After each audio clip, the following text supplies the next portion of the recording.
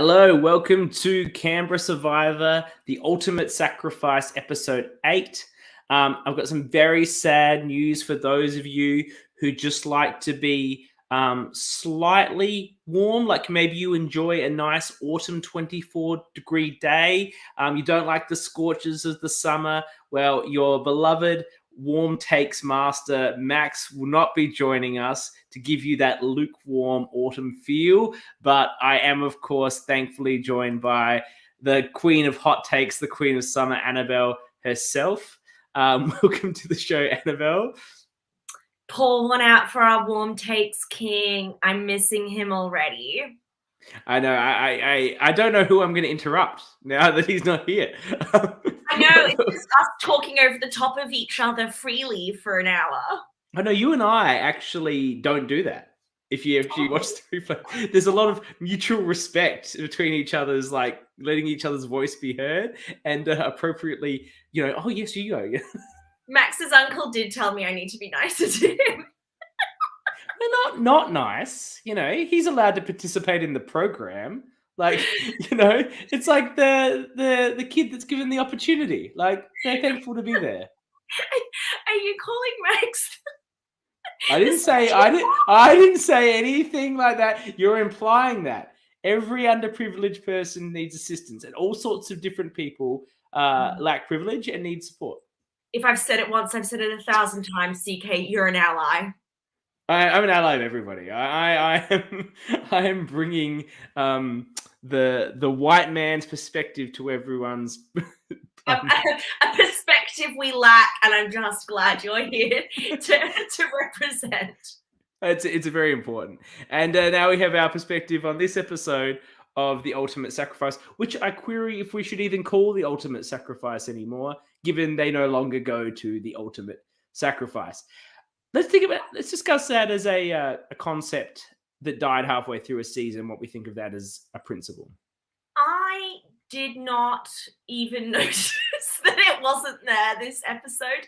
Now, and, look, I'm fine with a season having a theme that's only relevant until a merge. I mean, when you think of like heroes versus villains, that's really only relevant until the merge as well. It's actually less relevant because they swap and then they make a bunch of the heroes villains, so it's even dumber. So yes. Yeah. Did you ever get any answers as to why John and Joe were robbed at the merge? I did. Did you get an answer? Are you asking this because I got the answer? Or is this just that for Childers? I saw you commenting on something. I didn't see an answer. Yeah, I commented on one of the Canberra Survivor pages posts, and Dan, one of the hosts and the creators, wrote back. I asked, firstly, why did the last advantage never get given out? There was a give safety without power that was never given. And why did they bother only having one Ultimate Sacrifice post-merge? And given they were only having one, why did they not send the last two who were yet to attend, which was John and Joe at that time? The explanation was whoever the Bright Spark, Dom, actually, I don't know if it's Dom, but let's just say it was Dom. Dom was in charge of the Ultimate Sacrifice challenge rewards, the advantages, and that one got really wet, apparently, so it was disintegrated. So they didn't bother with the last one. And then on the prior one, they thought it would be better for a refresh. So people were like more surprised about it. But to be honest, if I was a producer of that program, and I understand coming in wanting the surprise for the cast, but if you're only going to have one more, and also John was the likely boot, I would have fucking let him go get an advantage, because that makes good TV. Maybe that's called production interference, but I guarantee you that's what they do on the real show, on the fly. It's not really changing the rules, it's just changing how they were going to apply that rule on that occasion, which was different to every other time, which actually made no sense when you really think about it. I still blame Dom, Sophie. I don't want to hear it. Okay, that makes sense. Yeah, okay, that makes sense. I'm fine with that. And, I'm fine with not having any, a million more advantages and seeing it, how it plays out. And you know what, actually, on the topic of Sophie, I am obsessed with her, especially these last couple of episodes. She is serving so much sass and really like coming in as that what did she say when they were all around in that circle and she's grilling everyone on who has voted for her, and she's like, grow some balls. And I just thought that it's a level of kind of presence and aggression that we don't normally accept or see from women playing the game, and I have personally found it incredibly fun and refreshing. It's that is absolutely true. It isn't something you see all the time, even on these LRG formats, where I find the casting tends to bring in, the casting is less afraid to bring in a number of strong women if they can find them. Any Because woman will apply. well, any woman will apply, but I think what tends to apply is to go out and do something like this for no reason. Is you're not really a weak person. And then on Real Survivor, again, they're casting for specific types, and they like to have wallflower women because they think that appeals to the audience at home. The generic casual audience, but that is not what appeals to us as the sort of LRG community. So I think it's great. I think. Look, you could talk to this better than me as well, because she has sort of become more vocal as the season's gone on. But equally, the women in the game have become more powerful as the game has gone on. And is it that she's in an environment right now where it's majority women? A number of women want a women's alliance. If she's thinking about a target in front of her, like Mars, the one to cut at 4 or 3, whenever the end is, to like slink in there and get the win. She's got a great big woman in front of her. She doesn't need to use Nick as like the threat to get rid of at that point. Like Mars, perfect for it. Do you think if you're a woman in that scenario, it would be that's the case? I know you're a woman that's comfortable in every scenario, so maybe this isn't the best. Like if Annabelle was in this shop, but do you think that's a factor, or do you think it's just she's just getting tough as the game rolls on? I mean, I think we saw Sophie was quite vocal from the get-go. I mean, I do think that we're getting to see more of her now. There's less people that it's split across, I would say. And I do want to kind of circle back to the Women's Alliance. I made a list of the people who I don't know, who I couldn't tell you who their number 1 and who their number 2 are. And that's Michael, Sophie, Joe, and Mal. Well, Malcolm, we just lost.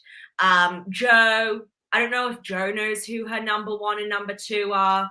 So the fact that Sophie and Michael, I don't feel like are as fleshed out while still being very present, that's concerning for me in terms of her winner potential, because I would agree with you. I think Sophie has this in the bag as long as she can cut Ma at the end. But, some days we hear Ma say Sophie's her number 1. Other days it's Michael. Some days we hear Sophie say she's with Malcolm. Other days we hear she's with Ma. I don't really feel like I can tell you. We know Michael only has Ma left, so I'm inferring. But could you tell me who her number 1 and number 2 are based on what we're seeing? Well, she said on the prior episode that it was Nick. And then we were very curious about Nick voting for her. And we postulated that it was a strategy of Nick's to bring Sophie closer and make her go on a witch hunt Lex Vanderberg style about who dare cast a vote against her. And that's what we said he was doing. And guess what? That's what he was doing. And he got the exact outcome he wanted, because she went full Lex Vanderberg about the random vote she got. And as you say, told them to grow some balls. But I don't think, and look, maybe I got this wrong because I watched this a week ago, but I don't think she suspected Nick. So I think it worked for him. She didn't. And she was also one of the votes, but she was one of the votes for Joe this episode. She didn't vote for Mal, and I think that was hidden from her. So, she can't possibly be Ma's number 2 if she's being left out of the vote, because Michael was in on the vote, Joe was in on the vote. I think Ma wants a final 3 with Michael and Joe. I mean, potentially. We've not heard her articulate that, but yes. That's a game-winning 3 for her. She's beating most people, but it's hard to be in these games and look at 7 other people and go, I'm going to beat all of these people. Like, I felt that. But, I you was know, going to say, that's for you and I, and then you just have that delusional self-confidence. there's a delusional self-confidence. Ma isn't someone who is delusionally self-confident. She has a healthy confidence about herself, but she would also not think that so ridiculous. I'm beating all these people. I can go with anyone. It doesn't fucking matter. Yeah. I could go on with the ORCA. Yeah, I won this the moment I walked in. Okay, so Snyder's jumped in before doing it. He said, "Did we watch a race? He had a race today." He says he knows Max did. All hail Schneider. Max isn't here because he's just drunk celebrating your success, and he's not drunk actually. He's somewhere else. But question about Survivor: would she win unanimously like Liz in Australia Survivor? Spoilers if you haven't watched it, but God forbid if you're watching this. I'm sure you watched the final Australian Survivor the other day. Yes, imagine. I think Ma would win unanimous. I think Michael could pick up 1 or 2 from maybe. I think Wolf will vote for Ma, but I could see John. Well, John's got a pre-existing relationship, so he'll probably vote for her too. I think he likes Michael though. I guess we're writing off Nick here though, but presumably Nick has to just win out because they were targeting him hard before he won immunity. Yes, so I wanted to circle back on this. So Gardener Nick planting the seeds is gaslighting Sophie by throwing this vote on her in order to bring her closer, by driving her crazy and making her suspect everyone and her own judgment. And yet we see Nick believes his type 2 are Sophie and Ma. Ma is already conspiring with everyone, Anna, Sophie, her new besties, to get rid of Nick ASAP. In fact, Ma, and I wish I could be at their date night after watching this back. We haven't. We've never revealed that. We've never revealed what you just mentioned. Everyone knows. Does everyone not? Okay, all right. Sorry. Ma says that of everybody left, there's no universe in which she wants Nick to be winning this game. And I think that this furthers our theory from last episode that it was a mistake. It was a mistake for Nick not to flip and go all in with Malcolm and Wolf, because really now he's on the bottom of the numbers and he has no idea. Does he have no idea? Because he fought very hard to win that immunity. And that was like a painful immunity. He was left out of the vote. He was on Joe, and Mal also said he was probably going to go if he didn't win immunity. But I still think he thinks that he's got Sophie and Ma. Doesn't he still have Sophie? I think he does, because she voted for Joe. Maybe, yeah. I think the group that's taken power here is Ma and her minions, which is Michael, Joe, and Anna. Am I right by that? Mel? Yeah, Mel and Anna. Joe, Michael, Ma. So Mel and Anna didn't have votes. Ma, yes. Michael, Joe voted together. Who did Ma steal with her stealer vote advantage? Remind us. So Ma stole Anna's vote, and okay. Malcolm cancelled Mel's. So they basically gave us nothing to go by once again depowering the former Orange tribe in terms of their actual dynamics. And that's actually making, look, the show, the first half of this show, this season was really, really hot. And I think the back end, like the last couple, are going to be really, really interesting. But these last couple have been a little bit drier than the other ones because of the fact that the purples are still unwilling to sort of reveal their positioning with each other. Now, they have just voted out Malcolm. So it's the first hit they've made that wasn't an orange. But by virtue of take one from an orange, steal one from an orange, cancel an orange, it's still like the purples themselves still didn't even know their dynamics.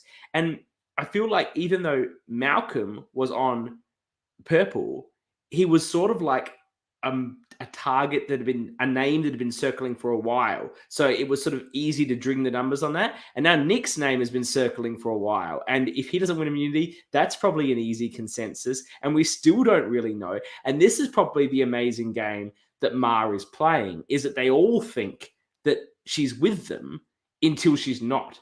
And Malcolm, look, we know early on thought he was with Ma. We'll be interested to find out if he still thought when he realized that wasn't the case. Sophie still thinks she's with Ma. Nick thinks he's with Ma. Michael's definitely like locked in with Ma. The only Now one who actually is with Ma. she's rolled in Anna. Easy. Anna's right in there for it. I think Mel's keen because they're seeing this women's thing, and it is sort of women's stuff with Michael, but they're all so close with Ma that they don't actually know their dynamics. And that's why we don't know their dynamics either as the audience. Well, also, not only are they all close with Ma, they all hate each other. So Anna doesn't trust Joe or Sophie, who both voted for her at the last tribal, and Mal tells her. She doesn't trust Mel because, for whatever reason, Mel lives rent-free in her head and has since day one. And then Sophie... Sorry, you're saying Anna doesn't trust Mel or Mel doesn't trust Anna? Anna doesn't trust Mel. I don't think Mel likes Anna or trusts her. Mel's been getting Anna's name wrong on purpose for like half the show. Exactly. There's no love lost between those two. There is no love lost between those two. And then now Joe isn't going to trust Sophie and already doesn't trust Nick. Sophie says it was painful. Are you talking about playing this game, or are you talking and working it out? Or are you talking about the challenge? Because Sophie was second in the challenge, wasn't she? Yes. Are you talking about the challenge? Let us know. Yeah, it looked hard. But what I'm essentially saying is nobody trusts anybody who is left in the game except essentially for Ma and Michael, who know they can trust each other. Yes. So I think it could get interesting. But I also feel like, Ma's Boston robbing her way to the end here, just controlling everything and just doing an incredible job of it. And yeah, Sophie was saying, yes, the challenge. It did look very difficult and painful. And Nick seemed to do an amazing job holding it. I think what's really fascinating about Ma's game here, and if she does win like an amazing job, people say, playing a second time, huge advantage, right? And it obviously is. To anyone who hasn't played one of these, once you actually do one, you see, without only watching the video, you can see in your own head all the mistakes you made, because everyone's pretty upfront to you about what they didn't like about what you were doing or what they did like they were doing. Like after you're chatting, it's like, oh yeah, I was definitely going to vote you out. You really annoyed me with X, or, yeah, you weren't in such a good position because of Y. And it makes you realize, even, someone like myself, that your delusional self-grandeur, like it is what it is. And you need to, if you want to be better, actually listen to what people say. And the one thing I told Ma repeatedly about her game and playing with her, and I was on a starting tribe with her, so I'm not spoiling the very exciting Melbourne Survivor that's coming out, and Annabelle was with her as well, is that I had no idea if she wanted to be aligned with me or not. Like, I wanted to be aligned with her, and she said she wanted to be aligned with me, but I didn't know if it was true. And after the game, I said, "Will you actually align with me?" And she's like, "Yeah." And I'm like, I don't even know if I still believe it now. And obviously, it's true that Ma actually calls you Sensei CK and refers to you as her mentor, who actually guided her entire strategy this game, CK, based on your feedback. Well, I'm sure she does. Like, would that surprise anyone? Doesn't surprise me. No, but I think if you took any feedback, we all get feedback. Learning from constructive feedback is how we'll improve. She has learned to make people believe her when she says that she's with them. And I don't think there's a more important skill in Survivor.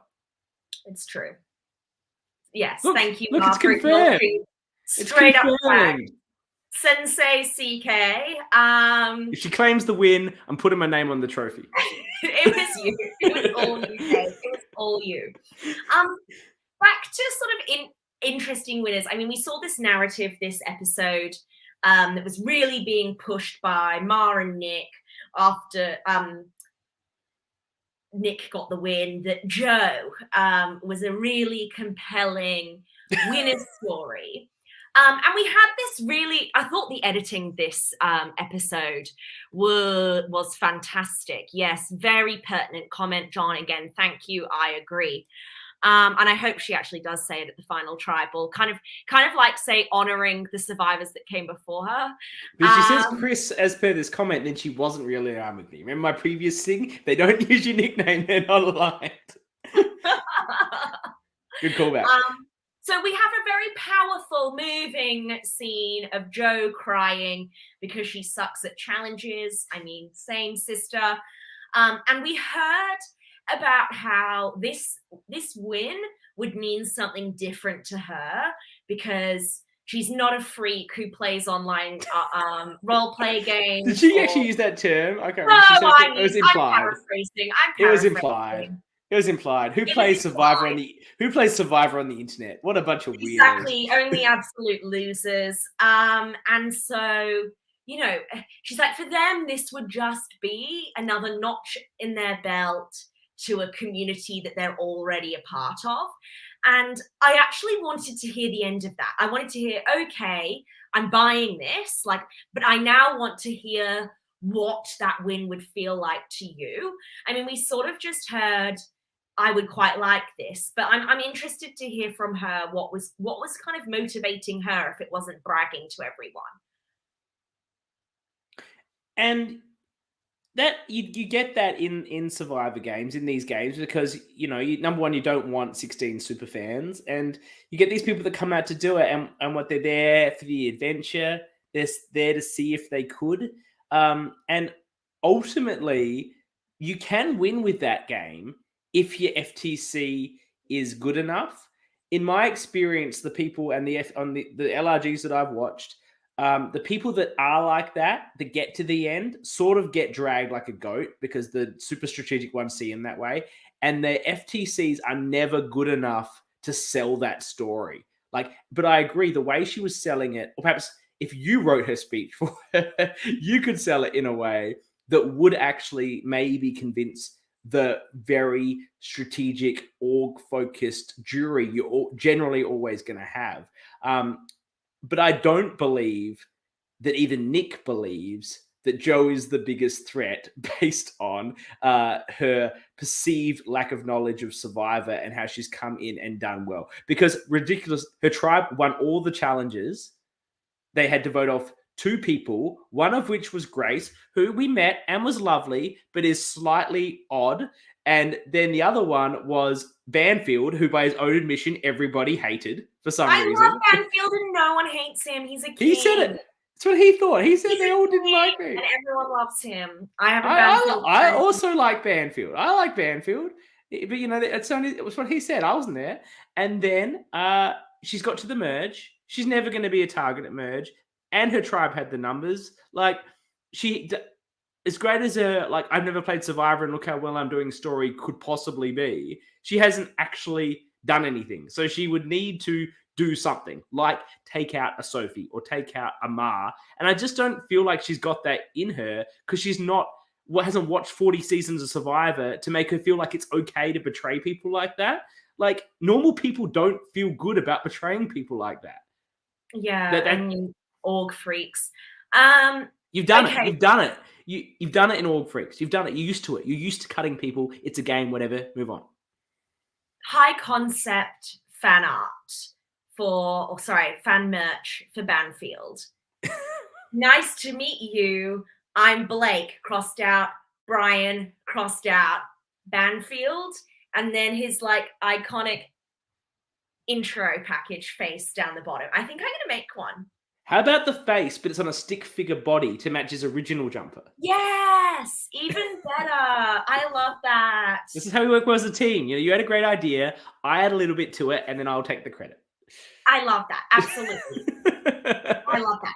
Okay, the only other real... Oh, have we got an exit interview with Mal, by the way? Because he's ready to go when we're ready for him. Good. Well, I have something else I wanted to talk about, and that was in the challenge.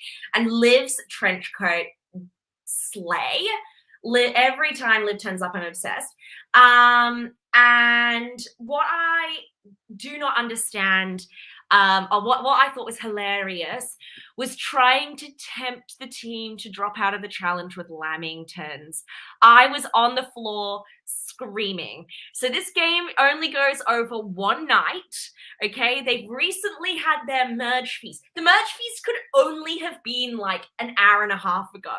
Was there a merge feast? Hang on, was there a merge feast? Did I miss that? I don't know, but they would have had rice with breakfast. Like, honestly, at this point, they're probably too full to squeeze in any Lamingtons. At most, it has been 6 hours since their last meal. John, they were fed so many croissants that they couldn't even finish them. Like, this is what I mean. At this point, it's like, is this why Michael couldn't hand off the Lamingtons? He's like, you want a Lamington? It's like, oh. Yeah, Sophie's they're good croissants. I'm starving. They've been out there like less than 24 hours. They also didn't have jam in them. For me, without the jam in the middle, the Lamington's just a really disgusting sponge. What do you think on that? You like the pro jam, no jam?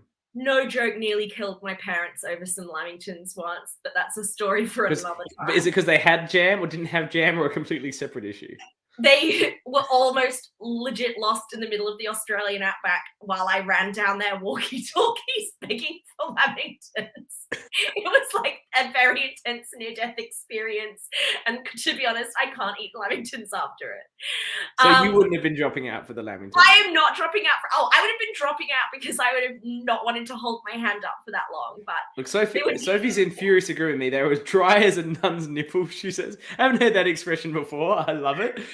They needed jam. Yeah, absolutely they needed jam. So it was a poor temptation, I guess, and only one temptation as well. Like, where were the other temptations? And also what I don't like, I never like in Survivor when you can take a temptation and then share it with the tribe. The whole value is stuffing your face in front of the hungry people. They weren't hungry. And Michael says, can I share them? Like, sure, do whatever you want. Like, don't like it. It sounds like it was actually a bit of a twist because the Lamingtons were so repulsive. It actually turned off people working with Michael. Yeah, there's someone inhaled one and they were like coughing with it. Like, yeah, I recall that. Before we bring Malcolm on, we should probably get to the vote. So again, so do you want me to tell you what the tea was? Yeah, there? If you got the notes, you do it for me. Yeah, I got the notes. All right, so beautiful. We get in there. We're all talking, yada, yada, yada. Mal is pretty confident it's not going to be him, but still wants to kind of flag that it was throw Mel under the bus. It was definitely Mel. Do we know why Mal feels comfortable? Because he hasn't been comfortable for like 3 episodes. Why is he suddenly feeling comfortable? I don't know. We'll have to ask him in 2 minutes. But he was saying that he felt they must be damn good liars because I'm pretty sure they're all with me. He's throwing Mel under the bus. He's letting Nick know it was going to be him next. Ma gets up and steals Anna's vote. And then Michael is clearly the only one mic'd up in that back row because we hear everything he does, and that's him whispering comfort to Ma that was a good decision.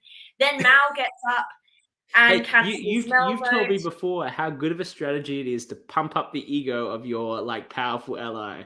It's true. What a great decision.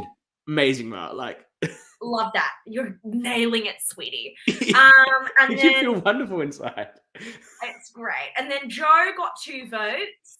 Those were from Sophie and Nick. Mel got 1 vote.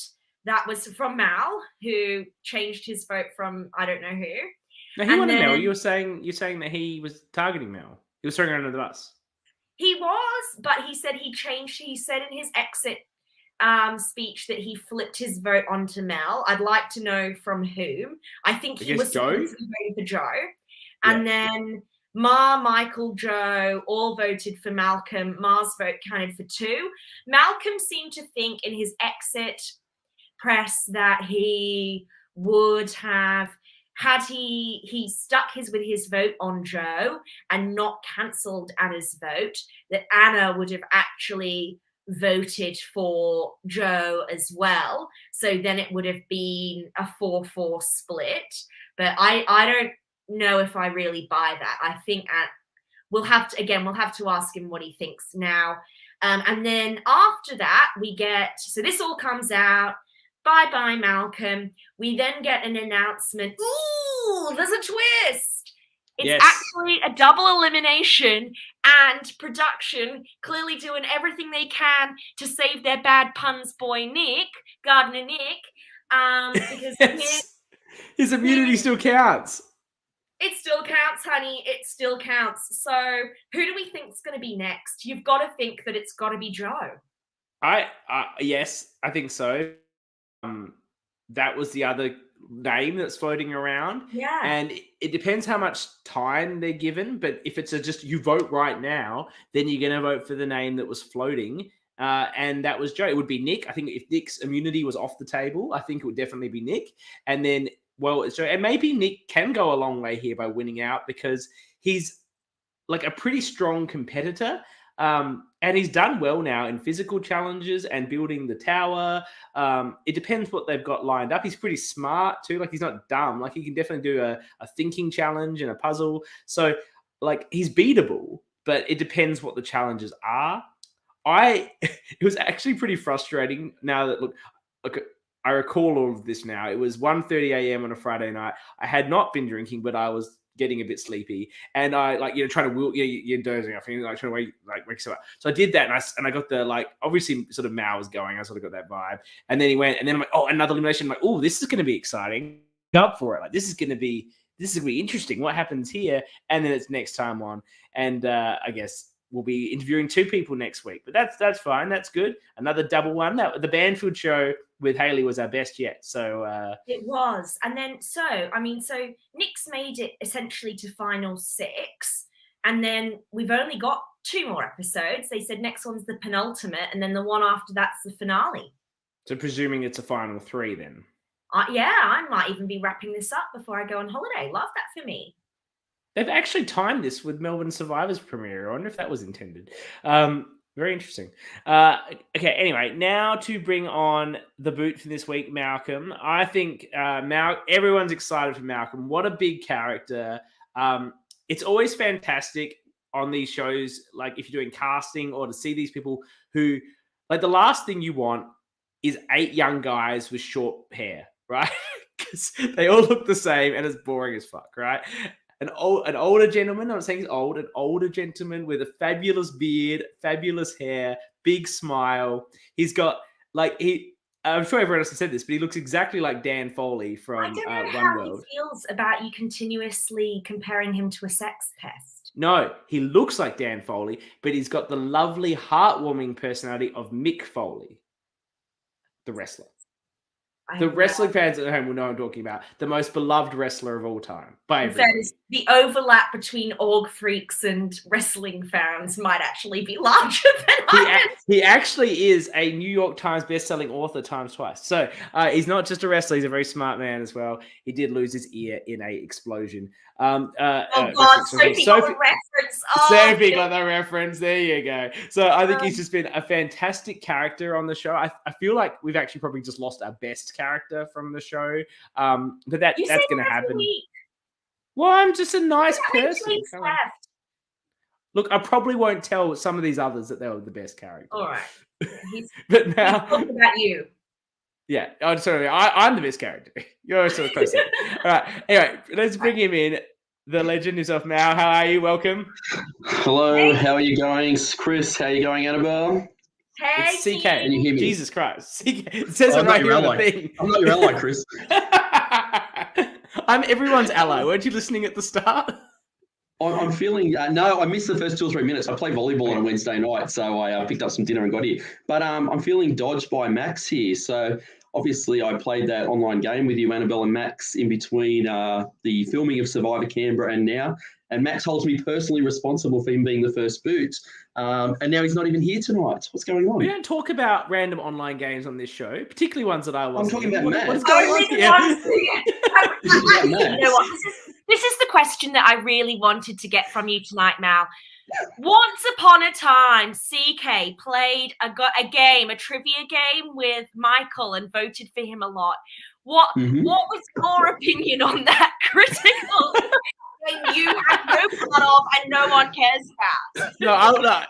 It's fine. I want to hear about this game. I'm not aware of this game. What do you want to know? This game? What do you want to know? I'm up. What was this game? No, what was this game with Max? Oh, that was no. James ran a golden coin game thing, and Oh, I the got golden put in coin a room game. with a few people, Yeah. and I had to nominate somebody, and Max got nominated, and Max apparently got voted out, and he's held a grudge ever since. He has. He's just like, I'm not giving Malcolm my warm takes. I'm only giving him my lukewarm takes. He's getting none of them. So what I figured there is that I'm just going to read into the Melbourne season now. Max and Ma must be close then. Yes, very, very close. Both got it in for me. Yeah, that's right. They were. It was all an elaborate thing coming out of James Wolf's coin game to get revenge on Mal. No, I'm here. It's been a blast. Let's find out. What do you want to know? Well, you go first. Okay. Well, I'm interested about where they found you, like in terms of a casting position. Like, what did you see Canberra 1 and go, I could do that? Just a big Survivor fan. You were looking out for one of these LRGs. Where did they find you? I think Daniel was scouting for real quality. And he found that. You're a recruit. What happened was you're a recruit. During the COVID lockdown times. Yeah, that's me. During the COVID lockdown times, I think I was on the Australian Survivor fans page, and just somewhere buried into a comment, I saw some reference to this Canberra thing. So I checked out the page. I saw Liv's little video asking for people to apply. I was interested, but I've never been a person overly confident. I come across differently, but I've never been that person. And so I actually missed the deadline. The deadline got extended. And after that, on the very last day, I applied, sent it in that evening, and I heard from Dan a few days later. So just absolute random. Never been involved in the LRG community, the ORCA community. I've just been a massive Survivor fan for many, many years. Did you watch LRGs once you were cast, or are you like, no, I'm just going in fresh? Yeah, no, I watched Melbourne season 2. I checked that one out because I thought I'd better get an idea as to what sort of, I was thinking about challenges. So I actually had a notebook. I was writing little things down, what our challenges might be like. I watched some Backyard before it, and then I saw the first couple of episodes of Canberra that filmed from season 1 before, because we played after, I don't know, 3 or 4 episodes. Yeah, okay. Yeah. And so you went on there, and were you surprised that to be one of them, like on your tribe, you were by far the oldest and by probably quite some years? Would that be right? Oh, how old am I, Chris? I'm pretty good at this. I do this at the. I do this. Go for it. No, I do this at the. No, let him go for it. I ask the kids at school this all the time. I do this at the poker table. I do this at the poker table at the casino, and I can generally get it between plus or minus 1 or 2 years. So I'm going to say you are 43. Absolutely not. Mal's in his 30s. No way. I turned 50 in a week. Okay, well, I didn't get it. The beard threw me. Because you're young Easter Sunday, yeah, I am. Easter Sunday, I'll be 50. I go around saying I'm an old man, don't I? It's all good. So how did you find interacting, and did you just think about them all like your kids at school? And it's like, but you can't tell them what to do like you do your kids at school. So how did you, work through that dynamic? Yeah, look, in terms of, it was no surprise. I was having season 1, those first couple of episodes. Obviously, there was Janine and Carleen, who were the 2 younger of the bunch, if we were casting 100-year-olds. And in that case, Simon, myself, and Mel were in that category here. So I was expecting a few more younger, because some of the Nick Mars being around near the 30 age, I was thinking we'd get a lot more of the 22, 23-year-olds. So that was a pleasant surprise. But when I turned up, we just got together in a little bit of a purple circle, and having run games myself, just not filmed ones or anything, but doing that, one of the things that some contestants have a real issue with is voting people out. And so I was curious if that was something that I would find an issue. As we're standing around and thinking, geez, these people are nice. Like, they all seem so good. How am I going to vote them out? But the first time we went to the booth, screw that. I had no issues with voting anybody out whatsoever. So you're like, Grace, see you later. You spent too much time looking for rocks for some reason. Off you go. Yeah. And then you didn't have to do it for a long, long time, except for poor Banfield. Right. What about Banfield? He seems like he came across as such a but we loved him on the show. We thought he was great. On his own interview, he said he was just very sad and not liked. I think, it's true. But did you feel bad then about voting him out? Oh, look. Coming in, Grace was an easy vote for us, because in terms of gelling as a tribe straight off, Grace just seemed to miss the boat a little bit on that. And as a result, I think it was pretty unanimous that we're all going to go there. From the very beginning, I started sowing seeds about, this was my confessional in the first episode where I talk about Banfield seeming like he's a bit anxious. once he gets his head around that, he'll be a real dangerous player. But that was just sowing seeds to put people behind for me. Like, you know how it works. Yeah.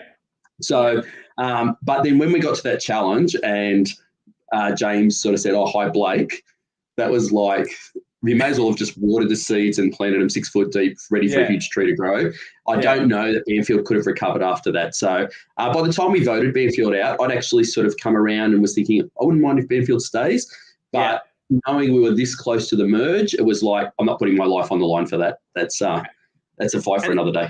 And that's a smart play. It's my turn to ask questions. Love you, babe. Mal, I'm dying to know. Talk me through who you felt closest with from the start to when you were voted out. Who did you think you were working with through this time? Because I don't feel I know. Okay, so no doubt my closest ally for me, even though I wasn't there, number one, was Sophie. Okay. So Sophie and I made an alliance very early on. So I actually made the same mistake Grace made in terms of going off by myself. I just didn't run. And then after just being off for a short bit of time, that was when the wheels clicked and it's like, hold on, I should be talking to people here. I'm doing the wrong thing. And I came across Sophie. We started to chat and made an alliance there. She'd already had a chat with Nick by that stage. So that's where sort of Nick and I came in. I think through the game, I felt like live there, a lot of people thought Nick and I were like super tight. And we were definitely working together, but I don't know that Nick or I saw each other as being super tight. We were just there for each other along the way. And then by default, because Nick had, well, I pun now, but hooked up with Ma. So in that sense there, I did actually through the first half of the day sort of go in terms of like, okay, it's Mal, Nick, Sophie, myself. And then I sort of felt like I had Joe on the side a little bit. Joe and I never actually had as solid alliance as what was probably portrayed early in the show. And then I sort of felt like Michael was on the other side for the Ma side of things. And so from there, I have to admit, watching the first few episodes, I questioned myself, like, did I just read this totally wrong? Was I never even a consideration? And I was never in the tight part of it. But when Ma finally put that bit out there and said, yep, the four are now names together, it's like, okay, I wasn't totally delusional. And so after that... There was that great bit where Ma's like, Malcolm's a threat. I've got to get rid of him. He's number one on my hit list. And then it cuts to you going like, yeah, so I'm with Nick and Sophie and... Ma, like you were living rent free in her head as this huge threat that was got to get her before she got him, and you're like, can't even remember her name. I love that. That was very funny. Look, going into day two though, and it's its own little story there because I think as day one was finishing, I just felt like I was getting so many nice compliments from the Purple Tribe, the people within it, and when I have slept over it, and I don't know where you guys get in your games, but I know in Melbourne starts on the Friday afternoon or whatever, so you at least slept over for one night, you start to dream the game. And so in there, I woke up in the morning, I was like, they are not letting me get to the end. And I went into the game thinking, I've never liked it on TV when somebody's sitting at the bottom of an alliance and they don't do anything about it. It's like, you need to try and do something, you've got to take a risk. And so it was a case of, well, I'm ready to jump. I'm willing if the Oranges are willing. I had no idea how dysfunctional they were as a group of people. They're all lovely people, but Christ, I just thought like there's four of them. I'm giving 5. We go 5-5. And Anna was the person I primarily targeted in terms of forming an alliance with on the Orange side of things. No, I don't have any regrets because I looked at it in the sense, James has asked me the question, did I regret it post-game? And I said in the game, no, because ultimately when James goes out in his vote, my ultimate plan was hopefully to sit at the end with Sophie and Anna. And so that was going to involve having to try and get Sophie across with Anna. I never would have stood a chance of getting Sophie across with James. I don't even know if I could have done it with Sophie and Anna, but I never would have got it with Sophie and James. So in the game, no regrets about it at all. Yeah, Sophie and Anna, Sophie and Jay and ORCA were never going to work with each other, as is very clear. That was very lovely. I want to talk about at the merge where Nick comes to you and tries to flip you over and you're like, yeah, let's do it. And then he immediately goes to someone else and says, Malcolm's trying to flip on us to the Orange when he started the conversation. Did you know that happened or did you only see it when you watched it? No, I knew a few minutes later.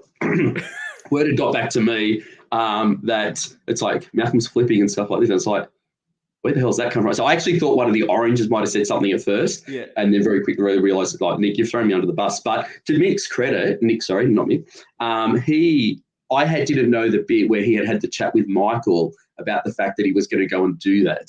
So, like, I thought that was watching it back, I thought that was a great move on Nick's part, because not only did he dob on me, but he threw me under the bus to actually be able to dob on me. So that was really cool. But it's entrapment, though.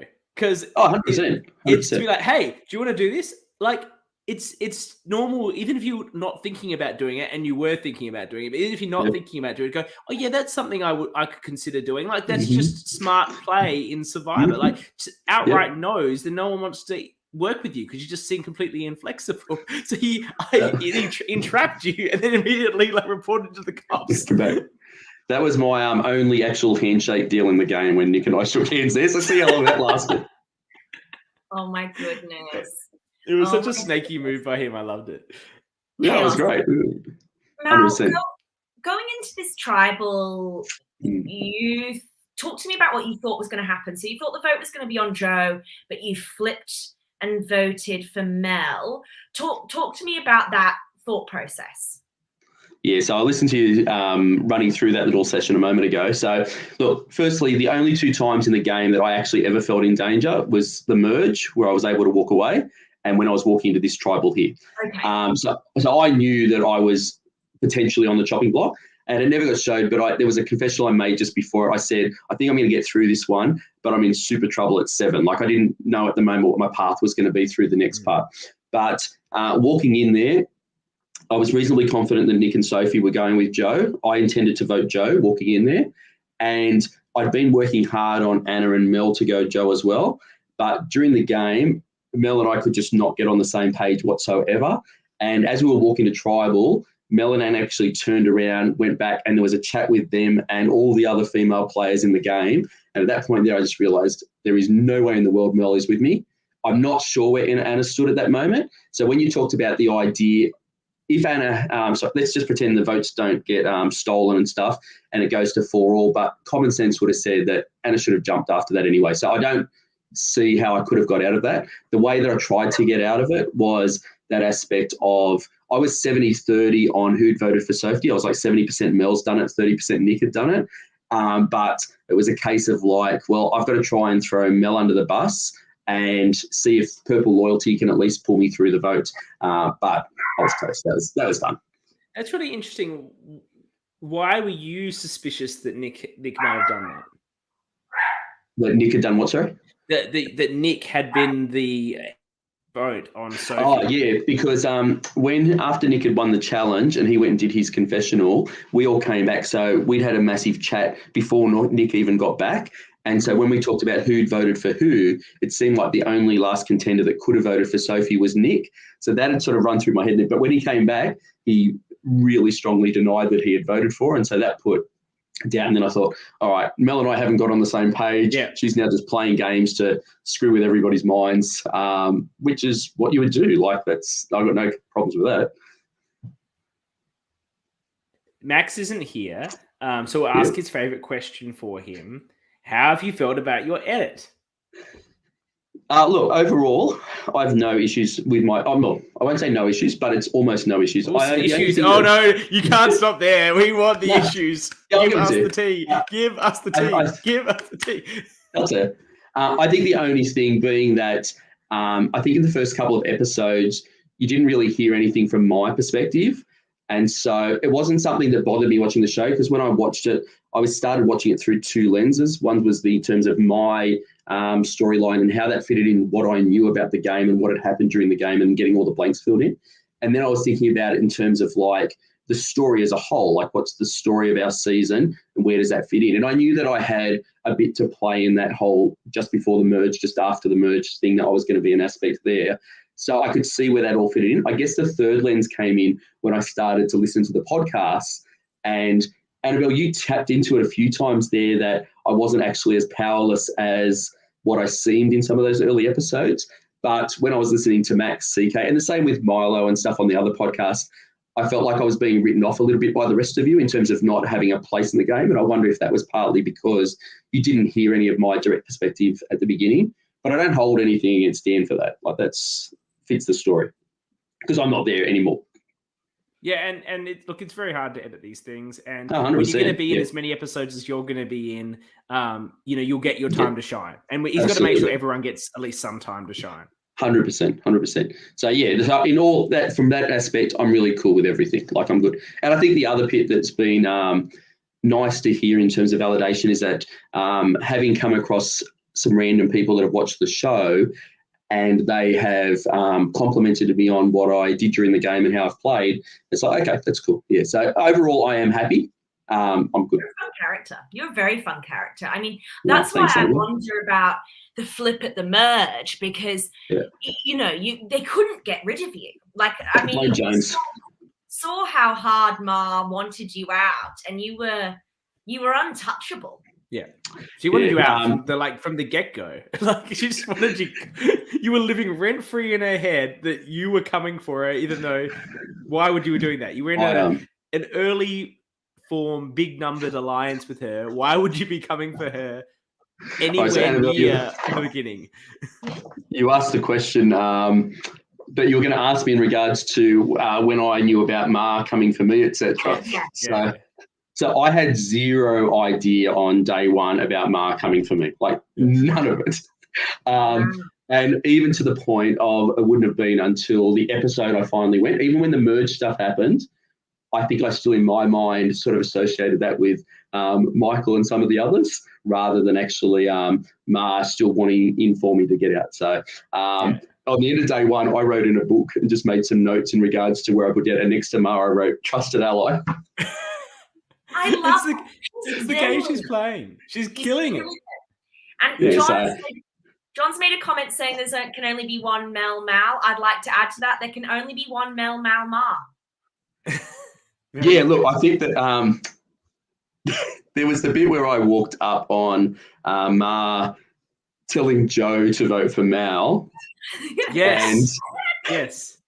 And there's a great little bit because I've walked up, I've heard that, and I've just gone, say what? And it's like, oh, Michael.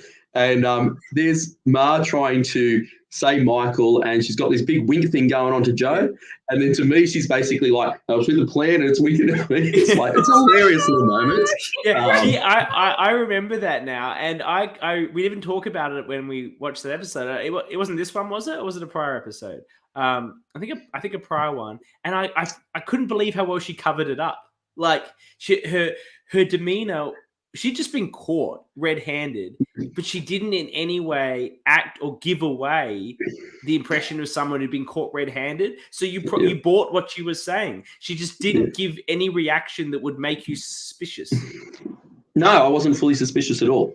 Yeah. Because there was a part of me that I think that from that merge and then, look, I would have loved to have worked with James, but obviously James winning the clutch immunity, which is one of those great moments on Survivor when the person that's going to go saves himself like that. But that then really screwed the plans in terms of my game from a purple versus orange perspective into the merge.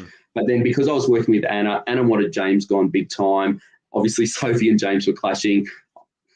Let's go. I just want to work with Anna, so I'm happy to see James go. And so at that point, when we got to the one where I got booted, which was the last one, I hadn't yet actually written a name down on paper to say that I was guaranteed flipping to the oranges or guaranteed flipping to the purples. And that probably counted against me to an extent because obviously that makes me very suspicious and dodgy. But yeah. But you never really had an opportunity to. Like, not because of the advantages that were remaining for the first couple of merge votes, it just, and the way the immunities went, it just was going to happen that 100%. way. Like, John just was going to go once that happened. He was unlucky. Unlucky. And then at the next one, well, James, he's rubbed some people the wrong way. He just won that challenge. We've got to get rid of him now. And then now we're here. So there was nothing, you never really had a chance to prove. But I agree with you. No. People don't believe you to really shown your commitment on the part. Yeah. But I will say I was fully committed to going orange. But which orange? What orange? There was no orange. Yeah, well, there wasn't. That's exactly right. But I didn't know that going. Well, think of it this way. At that merge vote, You've got a super idol. You've got a regular idol. James is safe. I'm prepared to go 5-5 at that point. John and I are the only two people who've got to risk anything. But to me, in my head, like I saw that as, well, that gives Orange hope to go somewhere. But obviously, they were coming from a very different place because of their dynamics on day one. And I totally understand why, if you can then be the last person of an alliance standing, traditionally in Survivor, that stands you really well. So go for it. I think what damaged it is, if anyone could pull Orange sort of back together, it would have been John. He's the one that at least had some relationships with all of them and had been working with them. Yep. I know Anna was a little bit annoyed about being left out of the Haley vote, but he might have been able to pull it back together. But he was immediately first to jump ship. He's like, I'm with the purples. Fuck the oranges. And he's off with Michael and Mara as soon as he gets there, right? So, but in fairness, there was a big moment there that made John very suspicious of me as well. So it was when Nick came up to speak to me and we had that little handshake conversation because I'd been speaking to John. And when Nick came up with that, I was like, I need to speak to Nick for a moment just to find, is this legit? Like, is he really willing to do this or not? But I asked John to just give this a moment, and John saw that as, okay, we're going to talk. We're going about getting John out, which I understand. Yeah, so a lesson learned is don't send John away. But equally, you've played one of these now, and you don't know to what extent John and Ma are involved with each other on Melbourne Survivor. Yep, but it doesn't 100%. Matter. If you were on another season with just another person from this cast, maybe even Simon, who you never played with, you'd be looking to build a bond there, someone right? 100%, yes. Yeah. Because you've got that aspect of commonality that you can go with. So, without a doubt. And so you can't blame anybody for that. No, it's a fact. It's human. It's human nature. Yeah, absolutely. Did you have fun? Are you glad you did it? Was it iconic? Did I look like I had fun, Annabelle? Yeah, yes. You did. You absolutely. Looked like you were having the best time. You're having the most fun. I seriously did. Like, even so, to the point where, like, once Anna's vote was stolen, I knew I was toast. Like, there was no getting it. I didn't think there was any getting out of that. And so when Dan's there and Liv and reading the votes, and it's like, even then I had a huge smile on my face in the sense of, like, it was, I was probably got out, I don't know, maybe 1 o'clock in the afternoon or so. Mind you, how's this for getting ripped off? John and James walk in with sausage sandwiches. Do you think one was saved for the person who's about to be voted out? The two people about to be voted out. No, I didn't know 2 people were going to get voted out. Scandal. I'm not here for it. That's horrible. But you had all stuffed with croissants, we're told. Stuffed with croissants. Oh, look, on day one, we got like the juice and whatever it was in the morning. We got the muffins. We got a tray of sandwiches so large, like half of them went to waste. We got everything. Orange got nothing. I did feel for them in that regard. But that's a criticism I'm going to lay down there. So you guys were forgiving the use of the umbrellas in the heavy rainstorm. Yeah. I'm not okay with that. I was only barely forgiving it. I was pretty angry about it for a while. Because you look at the footage, I'm not holding an umbrella. I don't stand under an umbrella unless somebody put one over my head without me knowing about it. And it was very deliberate in terms of that. I felt like it really added to the Survivor experience to be able to experience that weather. We were drenched and it was cold. But that's all part of it. Like, you just got to ride those things. Agree 100%. And this isn't spoiling anything. Melbourne Survivor, both the one we were on and the one that we were involved in organising that was filmed last year, we don't fucking give people food. They get nothing but rice that they have to cook themselves. And they can starve if they can't make a fire. And that is how our approach. That's how I played, and that's how we make people play. Because it's 2 days, and you do want that Survivor experience. I wanted to be hungry. I did appreciate the food, though. Look, every part of it was a blast. I went in, I just wanted to know that if I was in a position where I didn't have some power or control, I wanted to be able to do something about it. I didn't play the perfect game. I made mistakes, but even people who win the game make mistakes. And it's that aspect of, don't walk out of the game. This would be my advice for anybody who plays one of these things. Don't walk out of the game with giving yourself the opportunity to have regrets of, like, if only I'd done this or if only I'd done that. Like, you can have a hypothetical discussion about, like, wouldn't it have been interesting but that's not having regrets. Actually walking away and go, I should have actually jumped over to that side, or I should have communicated with Chris or Annabelle, whatever it may be. Do it, because you don't know what's going to happen in the game, and you've got to, if you want to win it, you're going to have to have, like, put yourself into a position where you can win it. And if you risk it and get voted out, so be it. But at least you played. Yeah. The it's not a spoiler. It's just talking about food. No one got any food. And as Malcolm says, we start on a Friday. It's a 2-night game. So, you know, as Melbourne 2 was, nothing's a spoiler. They didn't feed us. That's what I'm saying. You softies with your umbrellas and your endless croissants, your buffet breakfast. Like, that's just not how Survivor is, Orca. Like, I don't know what you think Apex Predator gets a buffet breakfast, but whatever. Malcolm, James is used to having no food, mate. Is he? Why is that? James is used. He was on no Windy. food, of course. He's on Windy. No food. I thought maybe you were making another backhanded comment to Geelong. You know, no internet, no food. Like, it's just. Mate, they got a premiership. I've been waiting like almost for the 40 years for one, so I'm not going to. Are you from Melbourne or are you from Canberra? No, I'm from Sydney, but I'm a Parramatta Rugby League supporter. So if you follow league, 86 was the last time we won one, so it's been a while. No, we don't follow league. No. That's all right. I want to ask a question. You're in a school. Are you a principal, vice principal? I remember something like that. An assistant principal. So basically, you have principal, and then depending on the size of the school, you might have a deputy, or just go straight to assistant principals. So I'm one of a couple of assistant principals at my school. So is any parents seeing this? Any kids? Probably not. You have your full name on your Facebook profile, which a lot of teachers don't. I know more for high school than primary school, but is anyone aware of it from, that environment or not really? Yeah, look, there was a little year one girl who came in a few weeks back. I think it was after episode 2. And she said, my mum was at the doctor's yesterday and she was looking on YouTube and she saw you on there and it looks like you're camping or something. Oh my gosh, no way. How are you organically discovered? I'm upset. I haven't, I don't know. I haven't, obviously because I knew there'd potentially be swearing on there, I didn't put it out to the student community in terms of that. If any parents have come across. Only Liv swore from memory. There's been a couple of times in the series, not a heap, but it's pretty family. As a representative of my school, I'm not going to put that one out there. But in terms of the parent community, I have no idea. But if they do, then I'm fine with it. Like, I think that within my school community, I've got a pretty good position and get along with people really well. So, there you go. Sophie called James fucking dumb.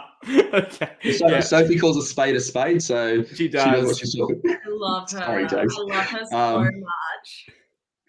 Yeah, no, but I'm looking forward because I actually came down to Melbourne for Mara's birthday and I saw Annabelle and Max. I was expecting you to be there because I was really looking forward to genuinely chatting to Max because I heard that he was heavily involved in the challenge construction.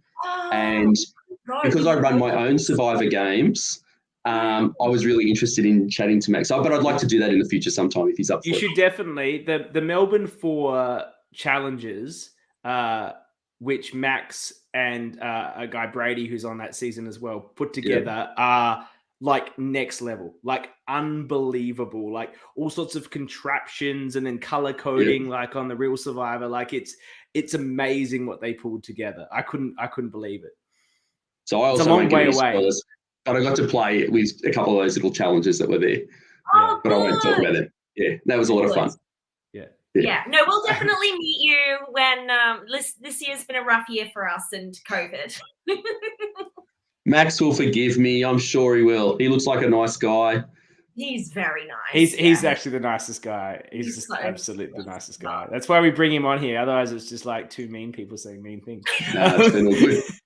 No, thank you so much for coming. This has been a great interview. And I know you've been watching our show and commenting on it the whole way along, as have Sophie and some of your other cast members. So we really appreciate you being there. And, look, like me, I didn't know anything about this community. I didn't know about orgs or LRGs when I played. And Annabelle was a filthy recruit, though. But then...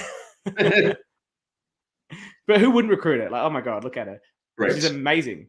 She's not liking my compliments. You're an amazing person. I'd recruit. I'm sorry. I was just reading the comments. Medium posted. Yeah, I didn't know any of that. I just came to play. I had no idea that there'd be this amazing community behind it, and you'd make friends. Like I said, I'm not there to make friends. I'm there to win.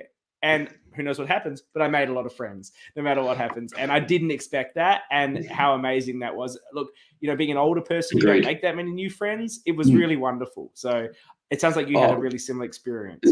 Chris, I can say that in my life, I've never been a big hugger of people. Like, I just like my personal space. Yeah. And following Survivor Canberra, I have never hugged so many people in my life so frequently. It's like, it just opens up this community of like-minded people who have just got this, dare I say, obsession that we all have. Passion, obsession, same thing. And so, yeah, you meet so many awesome people, and we're really fortunate that our cast is really close together. The people I've met off your cast so far have all seemed really nice. I'm looking forward to watching your season and see how you all go. Thanks, mate. And thank you for coming on. You were a great character, as I said, and 2 episodes to go. I'm excited to see who wins. I reckon these last 2 episodes are going to really heat up, especially if Nick keeps winning immunities, because he's going to be a target otherwise. I think it could get really, really interesting, and look forward to our coverage. I might for the future 2 episodes, I might start bringing in a bit of broader coverage. We'll see. I'll decide. I'll announce later if I'm going to do something different. What does broader coverage mean? Oh, well, I don't know if I'm going to cover Brisbane or as a whole separate thing. Right. Okay. I might tack in a bit of Brisbane at the end of this or something, because they got their own show as well. Everyone's doing their own show. Brisbane. I'm not watching Brisbane as well. Yeah. Oh. Okay, sorry, Brisbane. I'm sure it's fantastic. I'll watch. CK's blindsiding Annabelle with the Brisbane one. He's like, oh, by the way, you're watching another. By the way, the vote is Brisbane. Anyway, I don't know if I can do a whole other show. I might bring a bit in. All right. Love you all. It's been a pleasure. Thank you very much for all the work you've done. It's been great. Thank you, Mal. You're the first person to say that, so thank you so much. Thank you. Yes. I like to think myself as a nice person. See you. Makes one of us.